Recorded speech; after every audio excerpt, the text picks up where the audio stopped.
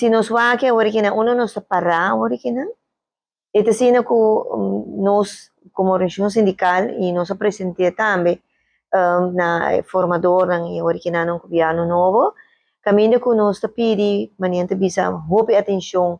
para administração público para o aparato público em geral, pero principalmente para o departamento de labor, mirando junto com ele, tem também riba mesa o famoso lando paquete com o tema de flexibilização de nos leis laboral.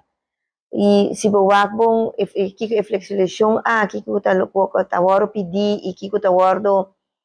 puxar grandemente bisa patunador de trabalho, tahasi ora inang kita pone nos na reflexionar kusi luce de último ano nang ku aduna valori conteúdo na dia de labor aqui na dia de 1 de maio na outro país na motawak manifestação ng grande di loke ko ainda na mente bisa nang mister waro lograr e para manter asa local na waro lograr kuta entre outro direito respeito para direito na laboral respeito para 8 horas de trabalho, pago ng justo, pago ng salário na tempo, pero também direito na serviço ng público, direito na na saúde e bem-estar na pia de trabalho, que, por certo, dia 28 de abril, tauta é dia caminho que nós está comemorar o dia de saúde e segurança na pia de trabalho. Então, eu ahorita trazer em contexto também com algo que está pegando assim na tanto anos, que está pelo menos uns 6 anos, que está tema de arbowet.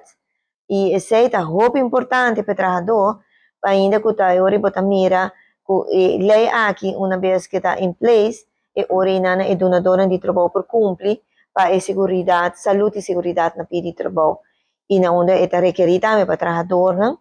tem voz de lo qual tudo o que está necessário para anang maniente bisa ter ambiente livre de tur peligro. E kita pone ênfase principalmente riba convênio internacional,